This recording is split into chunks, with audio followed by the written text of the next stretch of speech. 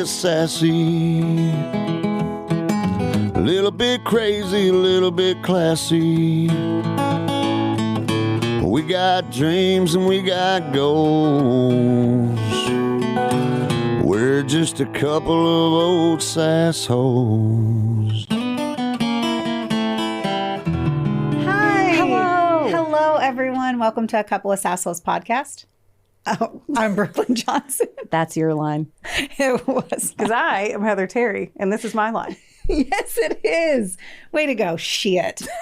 Y'all. It's our power hour of true crime where we talk about fucked up people doing fucked up shit, usually for fucked up reasons, sometimes for not a lot of reasons, sometimes because people are fucking weird and crazy. They are. Not sometimes. They are all the time. They are all. You're right. All it's the time. It's a constant shower of crazy. Crazy girl. So crazy. Crazy girls and boys.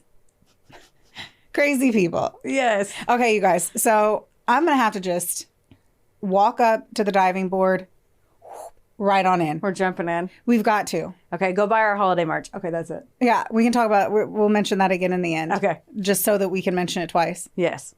Merch store. Mouthy merch. Make sure you buy. Yes. And the reason that we have to fucking shimmy on down this chimney quickly is because I have a serial killer today. You did. Is that why you brought your book report? And I keep hitting the mic and Jess is going to punch my throat.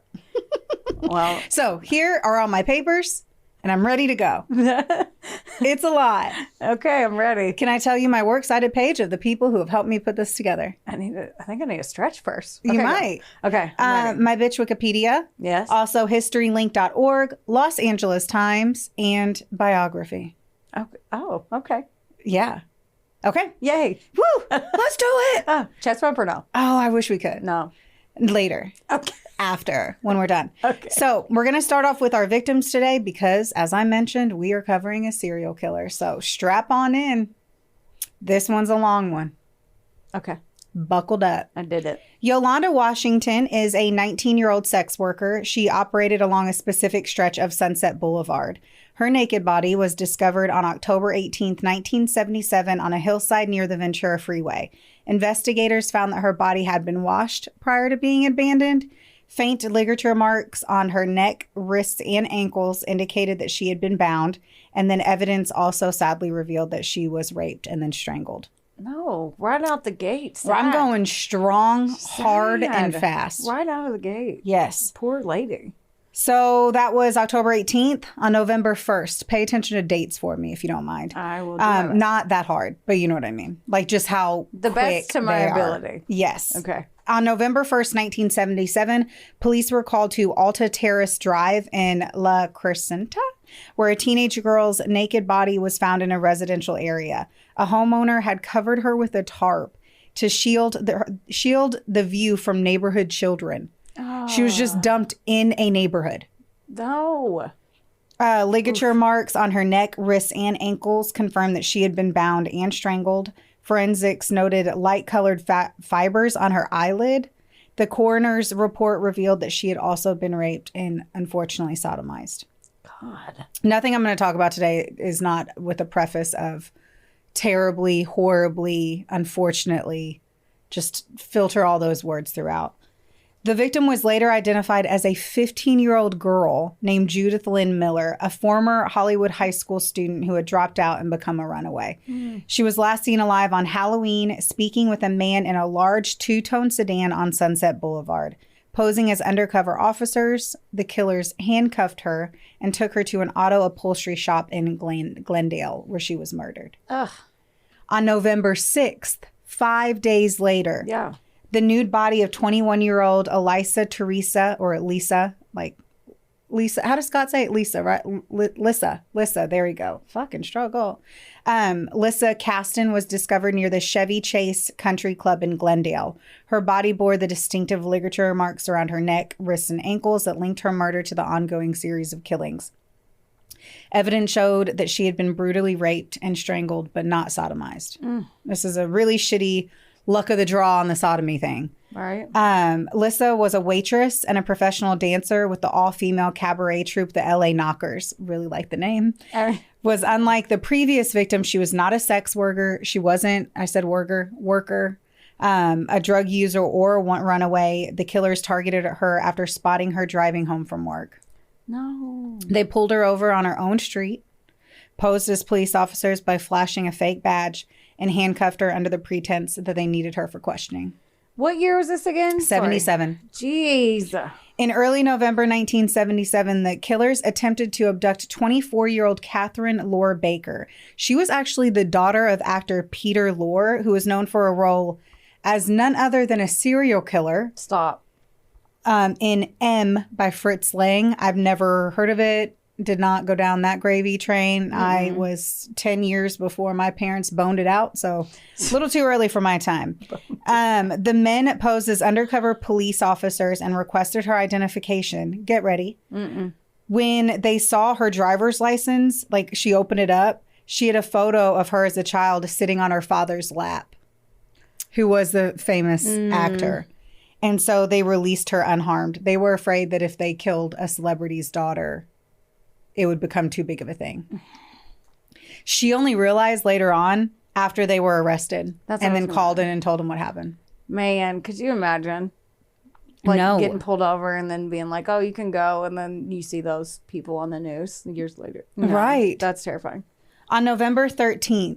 Okay. So not long. And that's why I say early November for the last attempted abduction. Yeah. But on November 13th, 1977, 12-year-old Dolores Ann, she went by Dolly, Cepeda, and 14-year-old Sonja Marie Johnson boarded an RTD bus, which I had to look up. That is a regional transportation district. Who would know that? I don't know. Bus at Eagle Rock Plaza. They were last seen exiting the bus at York Boulevard and North Avenue 46, approaching a two-tone sedan with two men inside. A week later, on November 20th, their decomposing bodies were discovered by a young boy treasure hunting near Dodger Stadium. So sad. So much sad in that. It's almost like hard to comprehend the sad. Okay.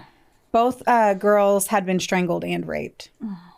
Also on November 20th, same day. No. The body of a 20-year-old Christina Weckler was found on a hillside between Glendale and Eagle Rock. A talented honors student at the Art Center College of Design, Christina was described as loving and a serious young woman who had a really bright future ahead of her.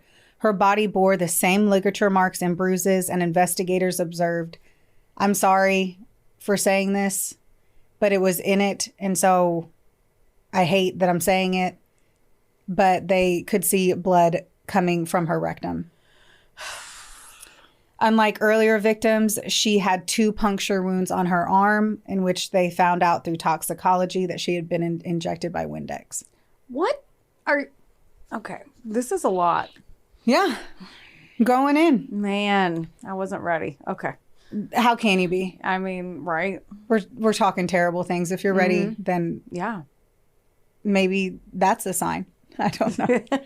The badly decomposed body of 28-year-old aspiring actress Evelyn Jane King. Couldn't you just hear that name? Evelyn Jane King. She sounds famous. Very old money actress. Yeah. I love that. Unfortunately, she was found on November 23rd. Missing since November 9th.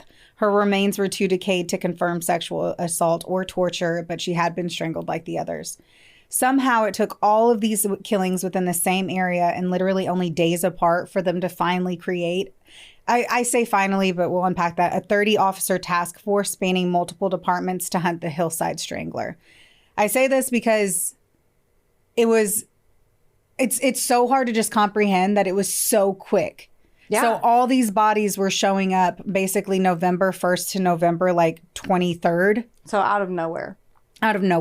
So it's like, okay, 2.5 weeks in November and all of this is happening. It's like, yeah, they did react fast. But what are you doing when you wake up one day as a police officer and there are 3 bodies found in that same day, killed at different times in different city, different parts of the city. Yeah, especially in that time frame. Oh my gosh! Like they can Google or news is being updated. They have to wait for the news to come on TV. Right. It's wild. That is wild. Sadly, the killings don't stop. Fuck. fuck. 18-year-old business student Lauren Ray Wagner was found on November 29th, 1977 in the hills near Mount Washington. Her body bore ligature marks and evidence of torture, including burn marks on her hands. Witnesses later reported seeing two men abducting Lauren near her parked car the night before. One neighbor described the men as a tall, younger individual and an older, shorter man with bushy hair. During her abduction, Lauren was heard shouting, "You won't get away with this." And they didn't turn him. Did they turn him in? That is. I have 482 questions on that. Right. So, did this happen and the neighbor didn't call the cops? At the bare minimum, 77, I would have gotten in my car and tried to follow them and then called from a payphone and figured out where they stopped. I like to think that I would have done that. Yeah. And not just heard it and didn't say anything and then waited for her body to go missing and then the cops to come by. Yeah. For all we know, she called. Yeah. We don't, I don't know. For all I know, they called, and that's why we know as much as we do. Yeah, because I can barely drive past a stray dog on the street and not think about it for 4 days, let alone that. Yes. That's insane. Yes. Anyway. Agreed. So we'll just give the benefit of the doubt and think that they called. Right. Yeah. Let's hope. Yeah. I'm also mesmerized that Lauren was like, "You're never going to get away with this." That sounds very angry attorney or something. Yeah. I was like, she's in that moment. She's like, "You won't get away with it." And that was her freaking putting her foot down. Poor sweet angel. I know. On November 14th, the naked body of 17-year-old Kimberly Diane Martin was found in a deserted lot near Los Angeles City Hall. Kimberly was a sex worker who had joined a call girl agency to avoid street work due to the Stranglers' rampage. She had been lured to a vacant apartment by her killers. Her body showed signs of sexual assault and torture. So even with her being a sex worker, she was trying to protect herself and horrible. Yeah. We finally, thankfully, miraculously got to the last victim in this moment.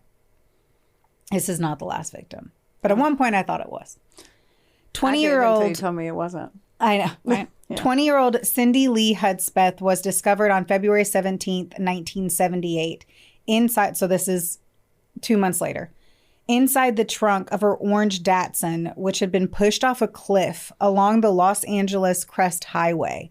Cindy, she was a student and a part-time waitress, was raped, tortured, and strangled. Her murder was unplanned. She became a victim after arriving at Angelo Buono's upholstery shop to discuss work for her car. Her killer seized the opportunity and they decided to abduct her.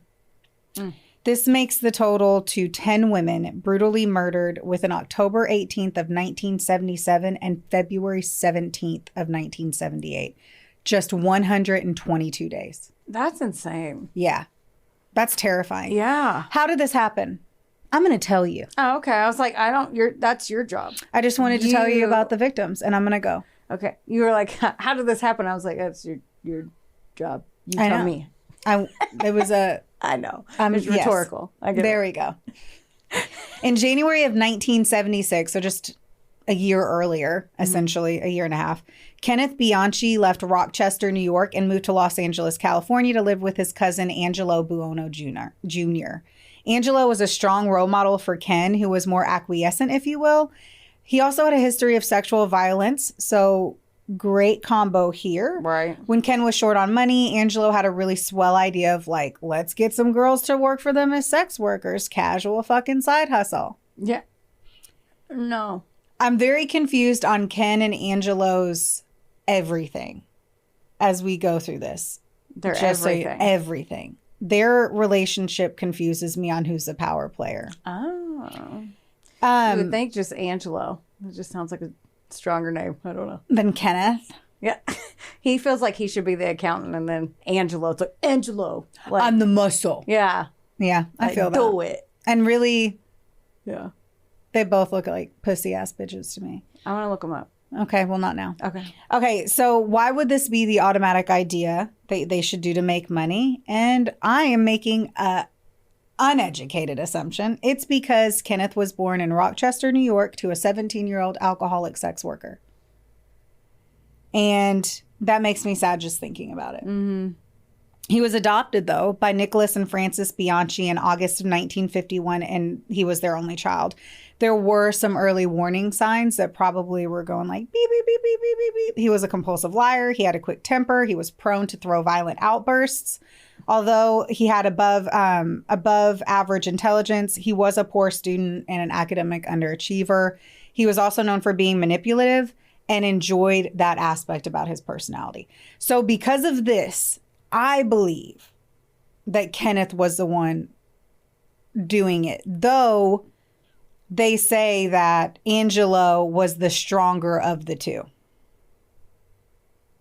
Well, just saying. Okay. Anyway, in 1965, his adopted father, we're still talking about Ken here. His adopted father, Nicholas, died of a heart attack, and Frances had to go to work to support her son. In 1966, he was enrolled at Gates Chili High School near Rochester. He graduated in 1970. Then he did what everyone did. He married his high school sweetheart her name was Brenda Beck in 71. It ended after 8 months because someone couldn't keep their dick in their pants. Oh. So very long-lived wedding. I thought you were going to say because they got married in high school. That too. I mean, statistically, it's 1 out of every 2, but I feel like it's 1 out of every 9 that make it if you get married and it's your high school sweetheart. Yeah. Yeah. Titty tap. What do you do? Nipple ASMR? Yeah. Do you guys want to hear what a nice sweater feels like up against a microphone? Hey, somebody will. You're not wrong. Somebody will. You're not wrong. And yes, you're right. I think high school marriages do not make it. And the ones that do, fucking go you guys, man. Yeah. Go you. And every couple that is still married and bones at least 2 times a week, write a book. Start a vlog. Start a blog.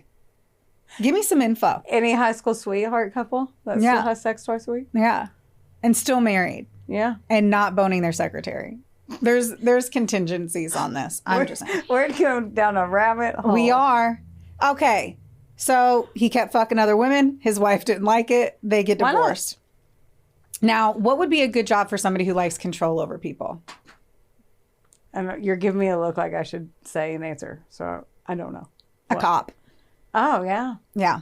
So Kenneth enrolled at Monroe Community College and began taking courses in police science and psychology. He did poorly. He soon dropped out after an unsuccessful attempt at securing a position with the Monroe County, which was New York Sheriff Department. He found work as a private security guard. But he liked to steal from his employers, so he got fired a lot. What the? He is thriving. I mean, he is thriving. Talk about somebody who needs to start a vlog and tell us how to do well. Vlog. Fucking Kenneth. We need to know his tips and tricks, his life hacks. He could do a podcast. Yeah. So when he moves to LA, everything is kind of crazy for him. He was introduced to the uninhibited fucking California culture of sex and drugs and fucking fun and all that jazzy stuff.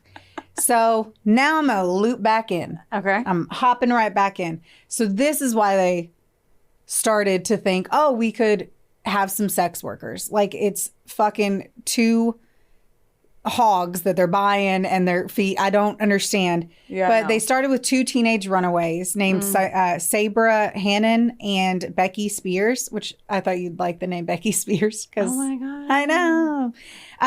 They were obviously in a hard spot. And once they meet Angelo and Ken, they're basically forced into sex work. Eventually, though, Becky happened to meet a lawyer named David Wood, who was like super outraged at the situation that she was in, and he helped her get out of the city. Good. And then her friend, Sabra, encouraged Sabra to run away, and she left too. A short time after. So 2 girls escaped. They got away. Good. Let's hope they had better lives. Mm-hmm. With their income gone, they felt like it was best for them to find more teenage girls. They have a business plan. They're working to make a dream come true. Oh my God. Their way to get in with people is impersonating police officers. So they eventually find a woman, and she's now in the same bedroom as the previous girls who had escaped. They're also making friends with other sex workers, kind of getting this like kind of filthy feeling here. Yeah. Like filthy. Something feels dirty in all of this. But they end up buying a trick list from a sex worker named Deborah Noble. A trick list is not for magicians.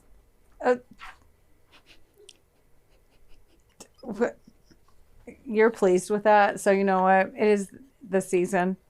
The Christmas season. Yeah. I'm going to let you have that little giggle. Thank you. I'm not going to knock you down any pegs. You stay on there. Thank you. Oh, you're welcome. So if you were curious what a trick list is. Not for magicians. Number one, it's not for magicians. Houdini, get out of here. Not for you. Yeah. I am not emailing you a copy.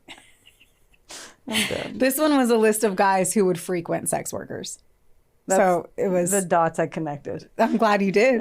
Yeah. So it's important to do that. Yeah. Noble and her friend Yolanda Washington, if you remember that name, delivered the trick list to Buono in October of 1977. Oh. I listed a lot of names earlier, but if you guys didn't realize, that was the first victim, Yolanda Washington. Now, I read in the LA Times, fucking hold your horses. Okay. Real quick. In the LA Times, in the 70s and 80s, there were 20 serial killers operating at the same time in Los Angeles. Jeez. 20 serial killers in a city. So they had the Skid Row stabber, the Sunset Strip killer, the West Side rapist, the Toolbox killers, the Grim Sleeper, the Freeway killer. The Freeway killer ended up being fucking 3 killers who were committing the same style of crimes in the same area. Yeah, that's wild. Isn't it? As shit. Yes. So I'm sure I couldn't even imagine living in LA at this time. I was going to say move I couldn't even away. I don't even care if everyone's doing blow and we're free-spirited. I'd have to dip. Yeah. No, bye. Yeah. Okay. I'm going to have to do a weird jump back here. Just a little teeny jump back. Okay. So that trick list came in... That trick list was in October of 1977, but the year prior, okay, in July of 1976. The only reason I'm looping back in is Kenneth had a lot of job situations going on here because he was terrible, that it incorporated how he started to meet other people. Okay. So just a year earlier, he started working at the California Land Title Company, and then he used his first paycheck to get an apartment in Glendale. While at the title company, he started dating his coworker, Kelly Boyd, and they soon start living together. She becomes pregnant in June of 1977. Bianchi proposes marriage. Homegirl's like, nah, bruh, I'm cool, but we can still live together. Oh, she did? Yeah. She was like, how do you say no? Like, well, he sounds like a garbage. Yeah. So he was probably like, we should get married, right? She's like, I just fucking forgot to take my pill one day, and that's the only reason why this kid's here, so... We don't need to make this permanent. I'm good. Can you not be so clingy? Well, she had pointed out then around that time that he was starting to stay out all night with his cousin. Yeah, I figured he was being a piece of shit. Yes. And so he wasn't telling her anything that he was doing. And she's like, fuck that. So on February 23rd of 1978, this is like about a week before that was that other murder. Mm-hmm. Kelly Boyd gave birth to her son, Ryan, at the Glendale Adventist Hospital. In early March 1978, she was like, fuck, homeboy, I'm going to go back to my parents' house and I'm going to have my parents help me raise this little baby. Yeah. Kenneth is begging her for them to get back together. She finally says yes, but that he had to move to Bellingham, in which he did in late May 1978. Okay. So all those murders happened, and then he has a kid. And then his girlfriend's like, bitch, get home. And so he leaves in May. So he kind of flees the situation. Yeah. If you will. He's like, don't mind if I do. It feels like now is a good time. I feel like it works out for me. Yeah. Works with my timeline. So, right. He rents a house and now he has a new job at Watkins Security Agency. I guess he's kind of looking like a family guy. As you know, because I mentioned that, they would impersonate police officers to gain trust. Yeah. So that they can get their victims to leave public areas, a bus bench in Eagle Rock, the Tamarine Terrace apartments in Hollywood, before they raped and tortured and murdered their victims and then left them in the hillsides around the city. How awful is all this? We're taught to trust law enforcement and everything like that. Right. So there's all kinds of different ways that you can, now that people know, that you can call in. And and we've learned, yeah, right? Yeah, but we've had to, sadly, because we learned because of this shit. Yeah. This, like, I remember hearing, like, I didn't know about the Hillside Strangler. Because it was a Hillside Strangler for a long time until it became the Hillside Stranglers. I didn't know about them, but I remember the criteria about cops. So when I moved to Miami, we were really like, that was a thing. You never got pulled over in a dark area. Yeah. You're allowed to make a cop follow you further to get to a public space. And that we have the right always to drive to a place where we feel safe. Yeah.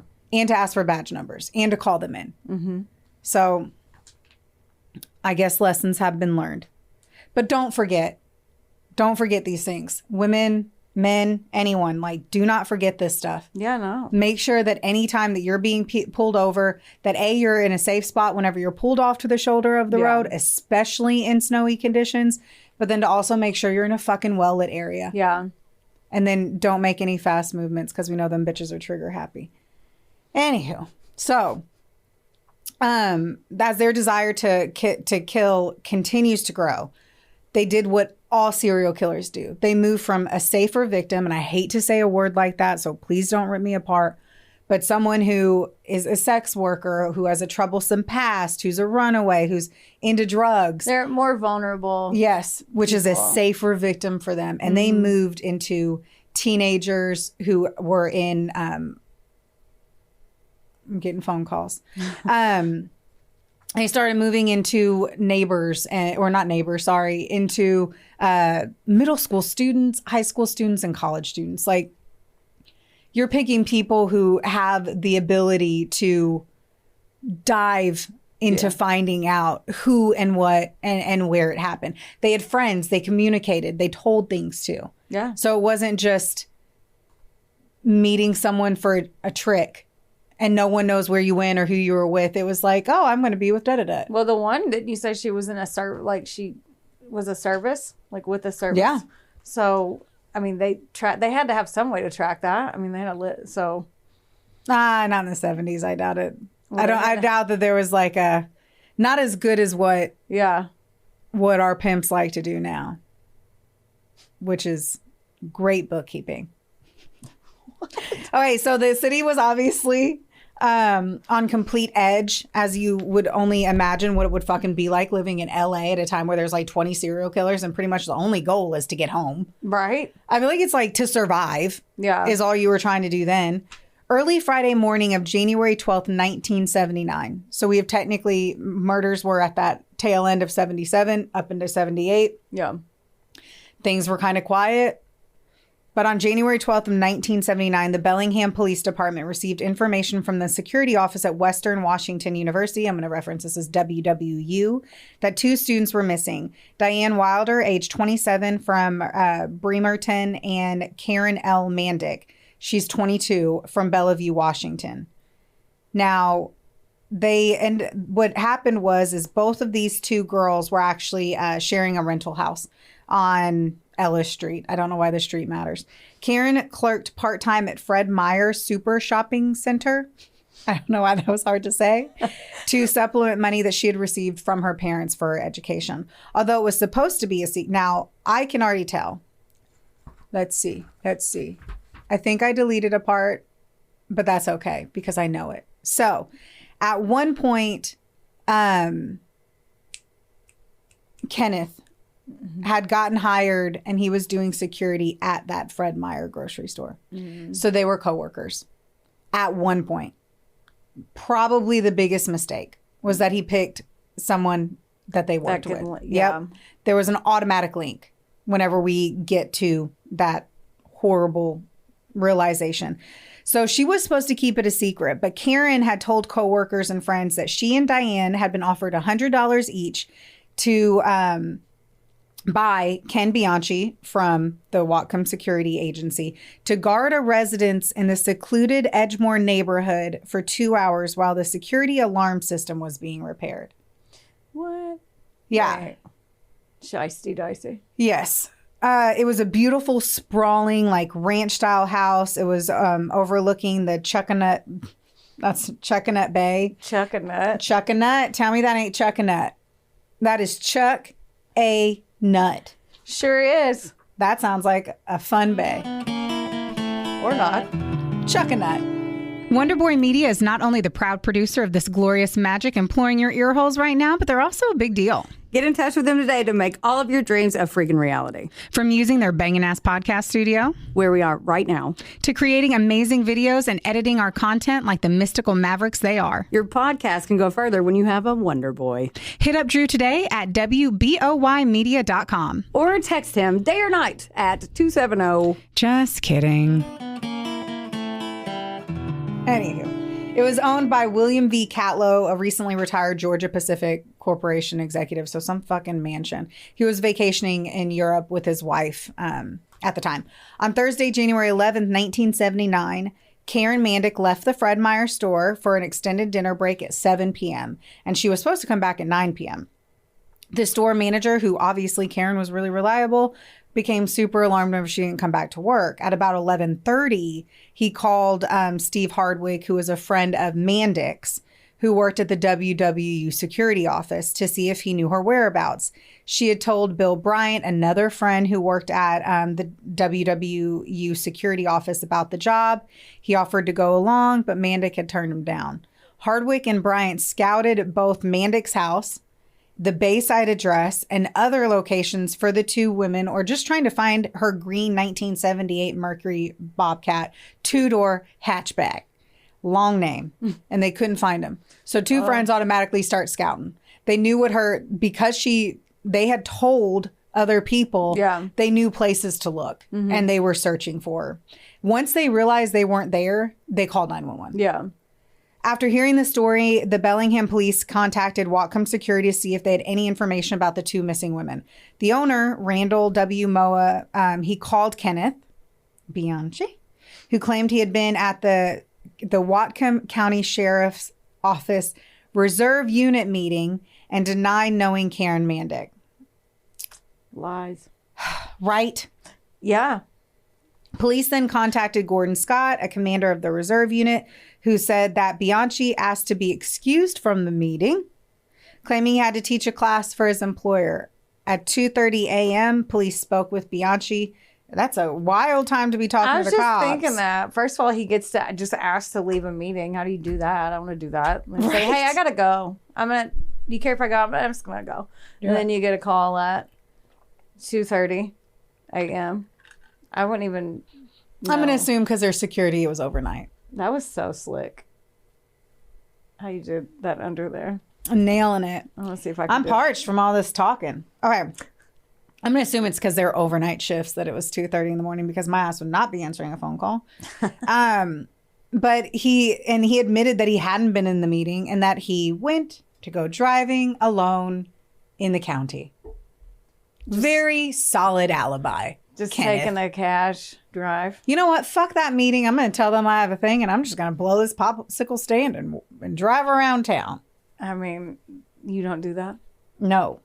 By morning, there was still no sign of the young women. Bellingham Police Chief Terry Mangan and Captain Dwayne Schneck visited Mandic and Wilder's house and that went far. And talked to their neighbors and friends to no avail. Convinced they had intended to return the previous evening, they ordered a full-scale investigation.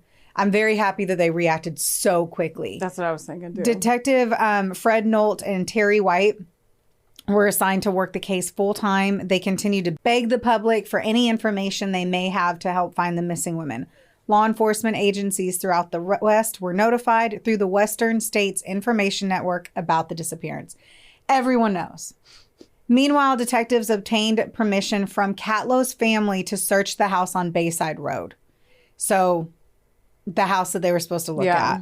Nothing appeared out of the ordinary, but they discovered wet footprints on the kitchen floor. The WWU security office reported that neither Mandic nor Wilder had attended their morning classes, and the frantic search continues. At 4:30 p.m., Shirley Schlemmer, that's a tough name. That's a tough one. Praise be Shirley Schlemmer. Who lived on Willow Road, spotted a green Mercury Bobcat parked at the end of Willow Court North, a heavily wooded, undeveloped cul-de-sac off Willow Road, and notified the police. They rushed to the spot and they found two bodies stuffed in the car's backseat. The bodies were carefully removed from the car, wrapped in clean sheets to prevent the loss of any shred of evidence, and taken to St. Luke General Hospital. A medical examiner conducted the autopsies and determined death was due to strangulation by ligature. The Mercury Bobcat was transported to the Bellingham police garage for forensic analysis, and the cul-de-sac cornered off in search for more evidence. Now, the Whatcom security dispatcher contacted Bianchi and told him to report to the security guard shack at the Port Bellingham's South Terminal. Shortly after his arrival, he is taken into custody for questioning. All right, acting on a tip, they searched the area around the guard shack, and they discovered Wilder's coat, Diane Wilder's coat, stuffed behind some pipes. It's only 20 feet from where Bianchi had parked his company pickup truck.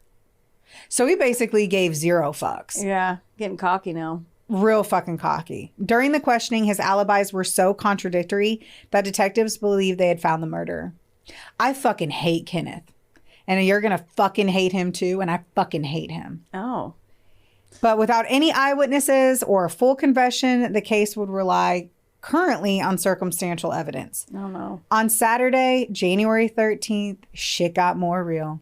Detective Nolt, realizing homeboy had a California driver's license, contacted the Los Angeles County Sheriff's Department to check on his background. Ooh. Loving the detective work. Let's do that extra work. I mean, one phone call. Let's do it. Right? Let's do it. And that, by sheer fucking luck, he was transferred to Detective Sergeant Frank Salerno, who was a member of the Hillside Strangler Task Force. Oh, man. So this whole time, they were only aiming for the murder of those two women. Yeah. Until they called and realized what was happening over in LA. Oh, man. Ain't that some shit? Yeah. And he was the one who was investigating murders of 13 women. I think there's another 3 that didn't fall into this category, but since there was 852 serial killers, I'm sure you could get the victims mixed up there. Jeez. Once he heard the address on Bianchi's license, he immediately made the connection and made plans to fly to Bellingham. Whoa. He was like, he ain't fucking around. He ain't. Here I come. They had finally found their guy. There were many moments when the serial killer had gained the name the Hillside Strangler, that it was one person. I read that based off of the crime scenes, either like the way a body was left or the footprints or like the sliding or moving of bodies, that there were moments where they thought it was 2. So it was the Hillside Strangler all the way up until we get a little bit further in here, but that there were some people, like some evidence that made them think maybe it wasn't the same murder if the ligature marks and everything weren't the same. Yeah. Or murderer. Mm-hmm. And so that was the hard part about the serial killers. They didn't know who was doing what and where and when. And it just got confusing in that state. Now, I also read, and I didn't include this in here, that there was another, the people who can, like clairvoyant. Like a medium? A medium had come in, and they believed that it was 2 like Italian men that were related somehow, because they're adopted cousins. They're not blood cousins. They're adopted cousins. So there's not even crazy bloodline blood pumping through them. They're wild. I love when cops rando cousins. I love when the police departments consult mediums. I don't know if they consulted or if a medium was like... was just called and was like, hey, guess what? Yeah, too much other crazy shit happened that part got a little pushed out. Yeah. Because I only saw it on Wikipedia, and I'm like, was this some random person named Stu? Putting this shit in here. Was Stu online fucking typing shit into Wikipedia? Was that the dad's name on Rugrats? Yeah. So they worked super hard to make sure that they had the links between the murdered women and Kenneth. Their main focus was the evidence for the 2 women whose bodies were just found. Yeah. And then they'll get more on the remaining victims as things pan out. Sadly, we know that's how that works. At the women's house, they found a note to Karen Mandick in Diane Wilder's handwriting that Ken Bianchi had telephoned on January 9th. Also, Karen was smart. As I had said, she had told all her friends about the secret house sitting job and mentioned Kenneth's name. And honestly, in my mind, she is the reason the case was cracked. Yeah, it sounds like it. If she hadn't told her, I love it. She went somewhere, made sure that people knew. They knew who she was going with, where she was going. All of this, even though the guy had told her not to. And it's so sad that it didn't save her. Yeah. But the amount of victims it probably did save is huge. Yeah. Is huge. Mm-hmm. A search of her car turned up a piece of paper with the notation 334 Bayside, 7 p.m. Ken. She left a paper trail. I'm glad she didn't listen to him when he said, don't tell anybody. Yeah. Not only that, but she was like sending herself text messages with the details, basically. Right. Yeah. She wrote it down and told people. Mm-hmm. Detectives also noticed a small fresh dent in the bottom of the Mercury's gas tank, which they later matched with scraped rock under some bushes in the turnaround area of the house, the Catlow house. This is like high-tech forensics for back in the late 70s. I'm really impressed with everything they did. Normally everything they did. Like, there's a lot of cases where we get mad. Yeah. Because we don't feel like they connect enough dots, or they don't try, or make phone call. Like make the one phone call. The one guy said, I left out of this. I dropped her off at this train station, and he made up the name, and they didn't call to see if it was a real train station, and it wasn't. Right. Like, things like that. So, good for them. Yes, I agree. I hate shitty situation, but good for them. Right. It's also like all those bodies turned up, and it was like a year, and they still never found the person. Yeah. Until 2 more people got killed. Oh. Yeah. It's a lot But fast. I bet it's a lot of effort for those cops. Yeah. And when you got there's 20 people. of them. Right. And it's a lot faster on Law and Order. Yeah. Got to fit in that 44 minutes, honey. A witness had also seen a man matching Ken's description in the area that night, driving a Whatcom security pickup truck. Whoa. Motherfucker drove a company truck. Wow. Cocky little cunt. I swear. Yeah. On Sunday, January 14th, Detective Salerno and his partner Dudley Varney. That's so cute. So cute. Dudley Varney? Dudley Varney arrived in Bellingham to determine if there were any similarities to the murders in Los Angeles. Bellingham police served a search warrant at Ken's house and seized his clothing, as well as property stolen from places he was assigned to guard. Because once more, he fucking sucked. Yeah. They also found a bag of stolen jewelry. At least 2 of the pieces, a large turquoise ring and a gold ram's horn necklace, which sounds really cool, matched the description of jewelry worn by the Hillside Strangler victims. Wow. Keeping trophies. And make sure you don't hide them well. Right. Thinking that they would never figure out that it was you. On Monday, January 15th, Bianchi appeared in Whatcom County Superior Court before Judge Jack Kurtz and charged with possession of stolen property. Prosecutor David McEachran informed the court that Bianchi was also the prime suspect in the recent double homicide, a capital crime carrying the death penalty, and asked for a high bail. They're like, yes, he's a threat to the community. Guess how high the bail was set? Because to me, this is not high. $2,000. Okay, well. Did I get it right? No, $150,000. Oh, okay, yeah, I don't know. But to me, it's a serial killer. Yeah. $150,000, I could put my house on for that, right? Yeah. So to me. Oh, yeah, I think it's dumb. But then again, I don't know if they had money. So maybe $150,000 was $1.2 million to me. You know what I mean? Impossible. I couldn't possibly have enough assets to create that. I don't know. Yeah, I can't go backwards in money. I only know how to go forward. Like, when that's like, back then it was this much. How much would it be today? So you asked me. Yeah. You said not a lot. And I was like, $2,000, you could buy like a house and a car and some groceries. So. That's inaccurate, but I get it. I totally get it. He appointed Bellingham lawyer Dean Brett to represent the defendant during future court proceedings. Now, physical evidence collected from the crime scenes, the bodies, and the car was sent to the FBI laboratory in Washington, D.C. for analysis. And that... Carpet fibers found on the clothing worn by Karen Mandick and Diane Wilder, as well as those found on clothing worn by Ken that night, match samples taken from the carpets at the Catlow residence. A meticulous search of the basement bedrooms revealed head hairs that matched Diane's, a single pubic hair found in the basement stairwell, along with other pubic hairs found on Diane's body, matched Ken's, and traces of her menstrual blood was present in his underwear. Oh. I'm just going to keep going. Mm-hmm. On Friday, January 26, 1979, Bianchi was formally charged with 2 counts of first-degree murder. Although the FBI had yet to analyze some of the physical evidence, there was enough to proceed with the murder case, and the possession of stolen property charges were officially dismissed. In order to ensure a known rapist and a murderer got a fair trial, oh God, Judge Kurtz issued a gag order prohibiting anyone involved with the investigation, including witnesses, from releasing information about the defendant or his connection to the murders. In addition, the judge sealed the affidavit of probable cause, which detailed evidence supporting the murder charges. At the end of the day, this doesn't matter, so there's no point in getting rowdy. I just hate that we have to give fair trials to fucking fuckwads when that kind of evidence is there. Mm-hmm. That is a level of evidence. Yeah. That is basically that's everything. You cannot dispute. Yeah, they're the only thing missing is them saying, "I did that." Yes, and us watching them do it. Yeah, that would probably be the only other thing. Right. He was arraigned on Monday, January 29th in 79 and pleaded not guilty to 2 charges of first-degree murder. Judge Kurtz ordered him to be held without bail and also handcuffed during all future court appearances. Get him, Jake Jack. Yeah.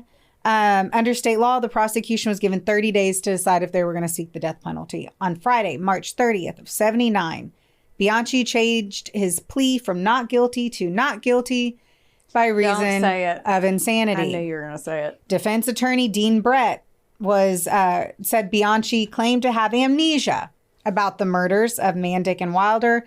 He said 3 psychiatrists examined the defendant and concluded he suffered from severe multi-personality disorder.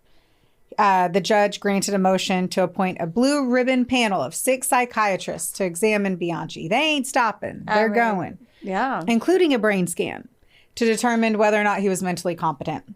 This trial is expensive. So amazing you say that. And we will talk on that again. 2 members of the panel would be selected by the defense, 2 by the prosecution, 2 by the judge. How funny is it that they all ended up being fucking split? So 2 of them were like, yes, 2 were like, no, and 2 were like, nah. And the judge was like, I don't give a fuck. You're going to do it. Pretty much. While the psychiatrists were examining him, the detectives were getting everything together for the homicide investigation. April 23rd of 79, Los Angeles Police Chief Daryl F. Gates increased the pressure on Bianchi by announcing the task force had enough hard evidence to now charge him for the 10 Hillside Strangler slayings. On May 9th, Los Angeles County District Attorney John Van de Kamp filed a complaint in Superior Court, initially charging him with 5 murders, those with the best evidence. This stuff always gets me when you have to pick and choose which victims get to go to court to make sure that they get the maximum, but then knowing that these other people know, and not 1 year of their sentence is in honor of that victim. Yeah. And it fucking sucks. And it's stupid. Yeah. It would be hard being the family to be like, well, they're not going to go after me, but they'll get them for you. And then have to sit there and it's like, well, what about me? Like if you and I were both murdered and there was just more evidence on my body, and then your family gets to just be like, well, he killed Brooklyn and Heather. Yeah. And they have to wrap their head around And Brooklyn got, there's one life sentence under Brooklyn, but what did Heather get? Heather Terry's name's nowhere in this. Yeah. Because those other names don't make it to court. Yeah. It fucking sucks. Because then they're only convicted of that. It's sad. Okay. Of course, those psychiatrists, as I mentioned, they were divided. Under hypnosis, Bianchi had created an alter ego named Steve Walker. Stop. I need you to who confessed to killing Mandick and Wilder and gave a detailed account of the crime. Steve also talked freely about the murders in Los Angeles that had occurred between October 1977 and February of 78, thoroughly implicating his sweet cousin, Angelo Buono. Were they even looking at him for any of this? And then he goes night-night in front of the doctors, and then Steve tells on him. Yep. I'm gonna roll my eyes so back far in my head. Like, you're gonna get to another point and you're gonna be like, are you fucking kidding me? So first I was like, oh, homeboy just got his cousin. He went in, got his cousin. They also say too that like this in this little part where he was hypnotized, 2 of the psychiatrists were like, it was so obvious he was faking. Had to have been. So fucking obvious. And then the other 2 were like, we got him hypnotized. It was Steve Walker. And then the other two were like, y'all, I don't get paid enough. Yeah, I feel like multiple personality disorder back then was kind of newer to the scene. I don't know for sure, just from memory. And like, so some people might be like, yes, we have to say that it's this. And then they might be like, I don't trust any of that shit. Yeah. He's faking it. I agree. Yeah. His mental health didn't really matter at the end because when Los Angeles and Whatcom County prosecutors offered him a deal, he took it. He pleaded guilty to the 2 Bellingham murders and to 5 murders in Los Angeles. He would receive life sentences, avoid the death penalty, and be allowed to serve his time in California. He also had to agree to testify truthfully and completely against Buono, his accomplice in the Hillside Strangler slayings. On Friday morning, October 19th of 79, Judge Kurtz found the defendant competent and bound him for fucking trial. Whether Bianchi was insane when he murdered Karen and Diane would be left for a jury to decide. With the deal already in place, Bianchi withdrew his insanity plea and pleaded guilty to both murder cases. Now, at that point, the other attorney had withdrew his request for the death penalty. I'm going to get really annoyed. So after listening to the arguments about how Bianchi should be treated, Judge Kurtz sentenced him to 2 life sentences to run consecutively without the possibility of parole. Within 30 minutes of his guilty plea, the Hillside Strangler Task Force arrested Bianchi's cousin. 30 minutes? 30 minutes. Woo! Angelo Buono at his residence automobile upholstery shop. That one victim had gone into his shop. Oh. And they were there and they saw her. And then took her. He was taken into custody without a struggle and charged in Los Angeles County Superior Court with 24 felonies, which included 10 murders, extortion, conspiracy, sodomy, and pimping and pandering. Pimping and Pandering. Pimping and Pandering. Sounds like a song title. Although the LA District Attorney's Office had evidence linking Buono to the crimes, they believe his fate rested in Bianchi's credibility as a witness. The acceptance of his plea by Judge Kurtz and Bellingham had rendered him a competent witness in the eyes of the law. Time to get annoyed. Just now? Just now. I've been annoyed with the first 32 pages of it. I know. Because it's very not a good...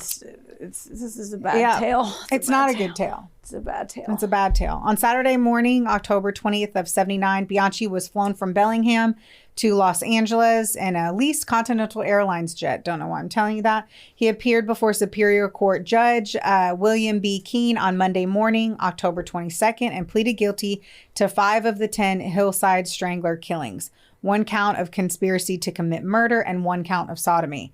The judge immediately sentenced Bianchi to 5 life terms for the murders, 1 life term for the conspiracy, an additional 5-year sentence for sodomy to run concurrently. That's a long one.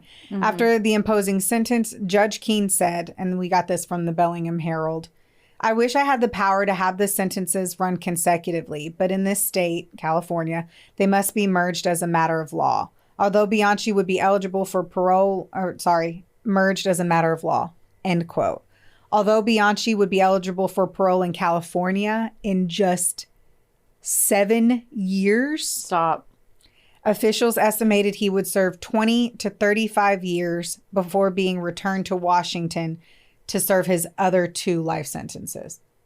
So basically, there's a teensy chance that he would have been able to get paroled. Why? But it's not possible. It's just their court proceedings. Like, they couldn't do them concurrently, so he had to. It's just a technicality. A technicality. Yeah. But they were like, this motherfucker's never getting out. Yeah. Could you imagine the parole board being like, well, No. you seem nice. They said you were nice in the rec yard. You didn't shank anyone. Oh, I can't wait to tell you more. Okay.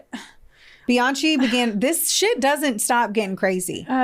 So Bianchi began violating the terms of his plea agreement almost as soon as he arrived to Los Angeles. Of course he did. So it became the longest preliminary hearing in the history of Los Angeles County. 10 months. He attempted to influence judicial proceedings by making contradictory statements to destroy his credibility and have the case against his cousin thrown the fuck out. Stop. So he was just throwing a wrench in it on purpose. Yes, to delay all of it. What a dude. Yes. But on March 16th of 1981, municipal Court Judge Randolph Moore, Judge H. Randolph Moore. I feel like if Judge H. Randolph Moore listened to this, he'd be mad that I didn't say H. Ruled there was a sufficient probable cause to believe Buono had committed murder and ordered him to stand trial. This dude just fucking sucked. He already killed people. He took daughters, sisters, friends, loved ones, and to make sure your community pays by fucking prolonging the fucking court and costing the city tons of money. Yeah. Okay. It would. Yes. Let me tell you more. Okay.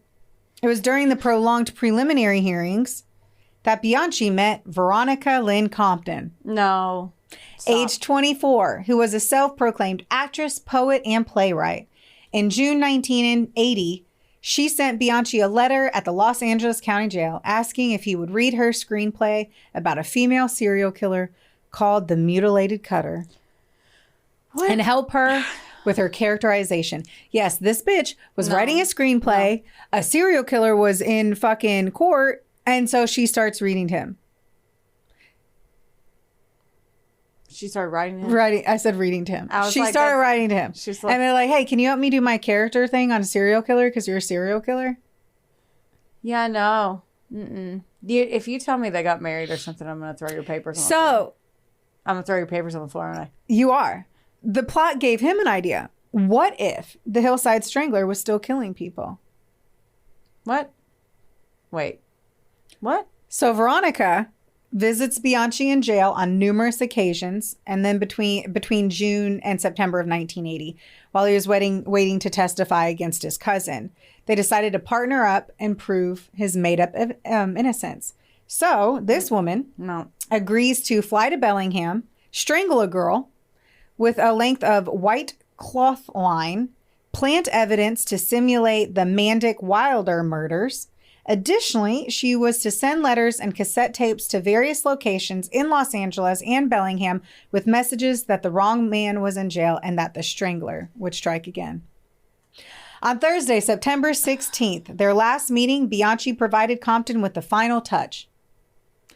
A semen specimen. Stop. In the fingertip of a latex glove to smear on the victim's body, and he had concealed it in the spine of a book she had previously loaned him. So, Compton flew to Bellingham, and on Friday, September 19th of 1980, she befriends a woman named Kim Breed. Who was 26. Stop it. In Bellingham Parks and recreation employee while drinking at the Coconut Grove Tavern. After spending several hours together, got her nice and drunk, Veronica apparently lures this woman to her room at the Shangri-La downtown motel on Holly Street with the promise of some nose candy. Cocaine. Thanks for clearing that up. You're welcome. The cocaine. Once there, Compton managed to tie Breed's hands and feet, her hands, and twice strangled her to the point where she was unconscious. Although intoxicated, not only was this girl bigger and unusually stronger. I want to know what unusually stronger ends up meaning. And she managed to fucking escape. She survived. Good for her. Compton quickly disappeared from Bellingham, but she was super easy to trace. So on Thursday, October 2nd of 1980, she was arrested at her home. Once more in the Shangri-La trailer park. Did she have that splooge glove in her bag still? I'm sure. Did she fly with it? Did they have TSA? Here's the... could you imagine? Ma'am, okay, they're not far enough. Purse. All right, well, hold on. Okay. So, hold on. What makes no sense is it's still his DNA, you fucking idiot. Yeah. So you just think someone else, it's your cum. Yeah. It is your nut. How do you think that anyone would believe then that the killer wasn't you when it was your fucking go-go juice? You checking up, babe. Pete, I just don't get it. Well, they didn't have DNA though back then, right? Yeah, all of that was DNA. How did they find her blood was on it? Oh yeah. Yeah. There was evidence. Yeah. I don't know. I just think about carrying that glove around in my purse. If they didn't have DNA, then how would the semen have mattered then either? I don't know. I don't know. You guys. I just can't. I just think about having that in my purse and it makes me uncomfortable. That's The things that make you uncomfortable versus what really should make you uncomfortable. If it just sticks out. She is charged with first-degree attempted murder. She's held on a $500,000 bail. Tell me how her bail's $500,000, but the fucking... She's a woman. Which makes no sense. Yeah. Really, we're the weak, timid ones. You should have... Except for that girl at the bar. Good for her for getting away. Yeah. The media fucking loved this shit, and she got the name the Copycat Strangler. Compton's trial began. This is why this is so long, because I have to tell you this random fucking bitch that wrote in and then tried to kill somebody in the name of fucking Kenneth. Thought she was just trying to do some killer Shakespeare. Golly. Run around with splooge in her purse and she strangle a is lady. So terrible. So her trial began on Monday, March 9th of 81 before the Whatcom County Superior Court Judge Byron L. Swedberg. The case was basically a question of credibility. Breed testified that Compton set her up and tried to kill her, and Compton claimed the incident had been a charade. Stop. A charade to gain publicity for her new screenplay. And of course, Breed was in on it. What? I can't. The trial was concluded on Friday, March 20th of 81. After deliberating for a whole 3 hours, they found Compton guilty of first-degree attempted murder with a special finding of being armed with a deadly weapon, the ligature, which carried a mandatory minimum sentence of 5 years. On May 22nd of 81, she was sentenced to life with the possibility of parole due to the calculated... she was sentenced to life with possibility of parole due to the calculated viciousness of the attack on Breed. Fun facts. Indeterminate life sentences in Washington usually run about 13 and a half years, although the state parole board may review and they could get out in 7.5 years. Meanwhile, this shit, man, I swear to you, when I started this story, I had no idea that it was going to be a novel because there's so much fun. I don't even talk about Buono. If you realize, Angelo isn't even in here barely. Yeah, I know. He's just a fucking dude that started raping with his cousin. Right? I like his name better. Man, I don't like saying Buono. It feels weird. Meanwhile, in Los Angeles, Bianchi again tried to influence judicial proceedings by recanting of course his pretrial testimony against his cousin and then disavowing his recantations, undermining his value as a credible witness. So he tries to shoot the entire case by just being a fucking cunt and a half. Yeah. So then they also do kind of give a jab here. Los Angeles County District Attorney Vandekamp, who was eyeing the job as California Attorney General, was afraid of losing the case based, in his view, almost entirely on Bianchi's testimony. In July of 81, he allowed the trial prosecutor, Roger Kelly, to move to dismiss all 10 murder charges against Buono and release him. What?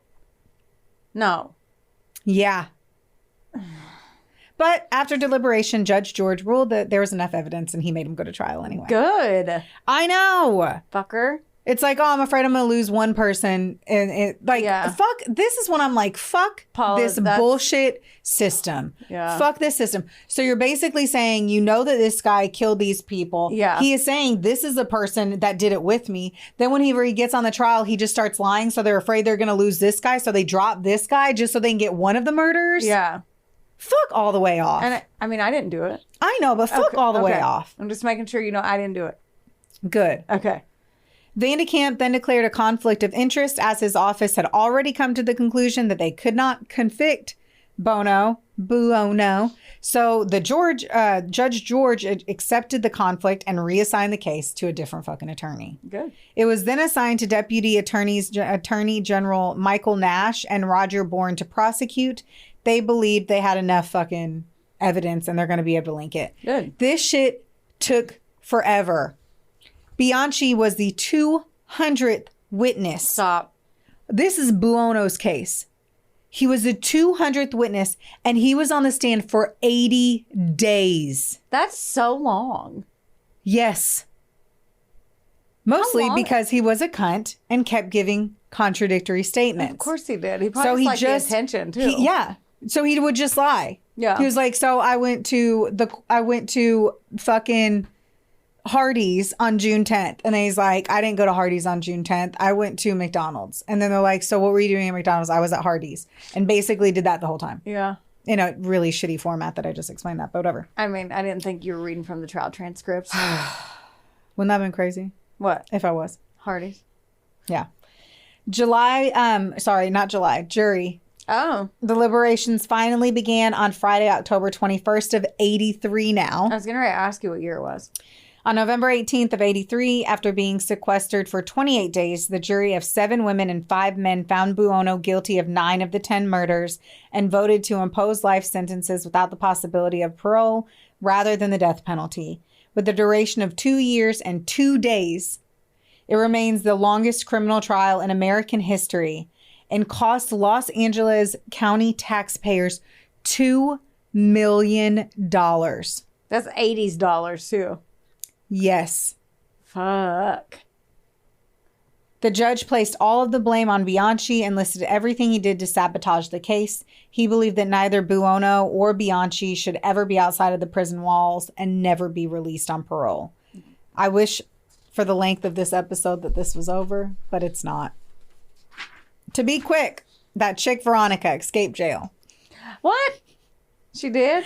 She did. And then got caught 9 days later. She was 33. She met some 60-year-old and married him in jail. Stop. She got knocked up on one of their conjugal visits and she gave birth. Wait. In jail. 60 years old? Wouldn't it just be dust at that point? I don't know. Like, I don't be fucking no 60-year-olds. I don't know. Just dust. It's like a dry orgasm. Like antique splooge. Just. I don't know how any of it's potent enough to fucking bring her home, but it did. One swam through.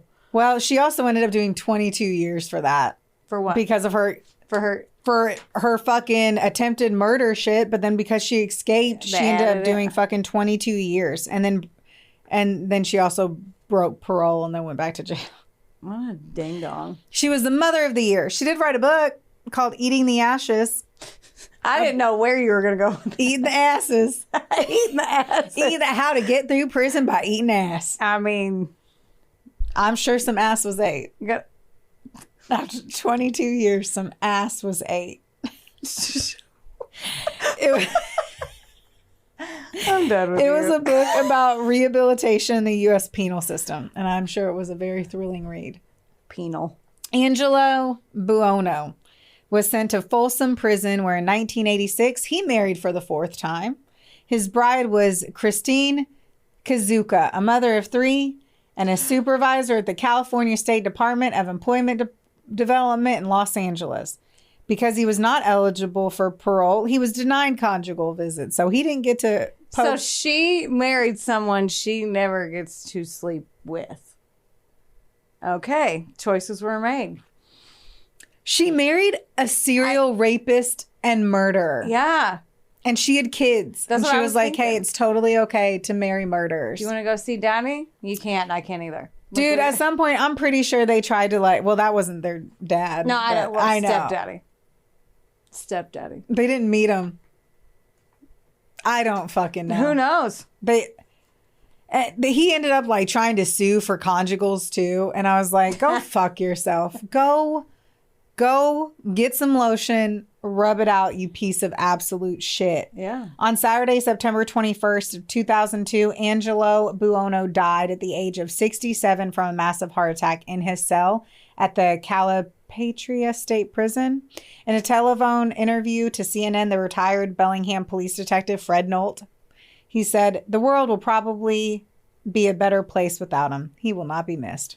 Yeah. Kenneth Bianchi is incarcerated at the Washington State Penitentiary in Walla Walla on Thursday, September 21st of 1989. He married Shirley Joyce Book, age 36, in Monterey, Louisiana, in a 15-minute ceremony in the prison chapel. What? The day before the wedding was the first time they had ever met. No. But they had corresponded since 1986, exchanged taped messages, and enjoyed numerous phone calls. Previously, she had tried to correspond with serial killer Theodore Robert Ted Bundy. But all her letters were rejected. So she had a tie. Either by officials of the state prison or by Bundy himself. He's like, what? Okay, I'm just going to leave that. And I actually read this one wrong. When prison officials denied Bianchi conjugal visits, he sued. It was he who had sued. But Walla Walla County Superior Court Judge Donald W. Schacht. A lot of names in here. There's so many people. Declared that they had acted within their authority. The visits had been denied for security reasons and because he probably murdered fucking women. Yeah. How the fuck do you marry somebody who raped and murdered women? Yeah. I guess it's okay when they're behind bars. His prison term was at 116 and a half years for the murder convictions in Bellingham. He will not be eligible for parole until 2059, in which he would be dead. There's no way. So he's still alive right now? He is still alive. Ew. Should he be paroled, Bianchi will be remanded to the state of California to serve life sentences for 5 counts of murder and conspiracy to commit murder. He ain't getting paroled. One more moment, if I can give some call outs to the victims here. Yes. Yolanda Washington, 19 years old. Judith Ann Miller, 15 years old. Elisa Teresa Caston, 21. Jane Evelyn King, 28. Dolores Capeda, 12. Sandra Johnson, 14. Christina Weckler, 20. Lauren Ray Wagner, 18. Kimberly Diane Martin, 17. Cindy Lee Hudspeth, 20. Karen L. Mandick, 22. And Diane A. Wilder, 27. That is the fucked up, long, terrible fucking story of the Hillside Stranglers. Man. Angelo Buono and Kenneth fucking Bianchi. Fuck. That was some shit. Yeah. Needless to say. Bunch of shit. Super fast, though. Like, the murders were unbelievable. The timeline was crazy, and then they took a year, and then they... I hope that one guy's baby grew up to not be anything like the one that had a baby. Ryan? Yeah, Ryan. I wondered that, too. I wondered that really hard. Because if she bounced and got him away, I'm hoping that he just... Well, she really didn't. She had him come back. He was arrested while they were together. Yeah. I think there's a whole concept that, and you know this, we both heard it, that becoming a serial killer is something that you were born to be. That it's, and this is just this is people's thoughts. There's lots of thoughts on it. Either you're born that way or you're made that way based off your environment. So the fact that he was adopted and you don't know the whole bloodline of who his family is.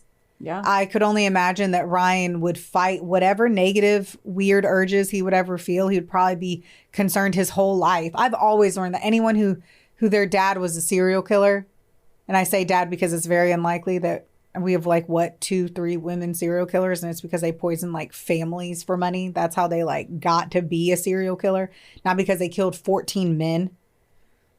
I don't know. It has to be a hard fucking pill to swallow. Yeah. Hopefully he doesn't remember and got him away before he got old enough to develop. What about the baby of Veronica Compton with a 60-year-old man? I still don't understand I think the kid ended up going to her parents' house to be raised. Good, I hope so. But you obviously have some kind of psychological... Okay, I'm sorry. If you're listening to our podcast and you write letters or email or correspond with killers in jail, you have psychological issues that probably should be addressed.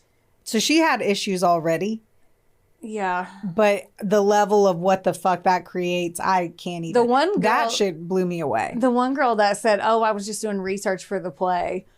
Bullshit. You don't go from writing a screenplay to go trying to kill someone for this person. Yeah. So something's already up in Pirates Cove there. The other one is you're looking for love. The other one that wrote the other lady that was writing the letter. They had a weird, creepy type. There are women that do that and they know that. Mm-hmm. There's a notoriety to it. If I'm going to have a life sentence, I at least want 18 little Bettys fucking emailing me some kinky shit about how they're double clicking their mouse to the thought of me.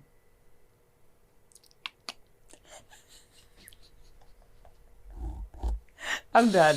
I'm done with you. I'm done. We're done. That's a wrap. That is a wrap. That is a wrap. Thank you all so much. Don't forget to look at Mouthy merch. We made sure that we have some great gifts ready for you this holiday season. Yes. Or any season for that matter. Yes. Don't forget, y'all. Don't get mad. Get sassy. We love you. Bye. Bye.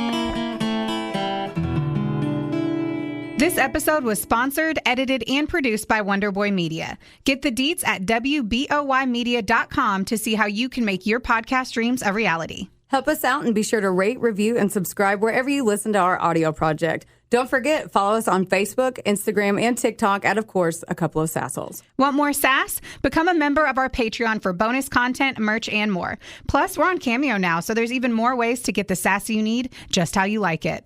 As always, don't get mad. Get sassy. Theodore, can I pet that dog?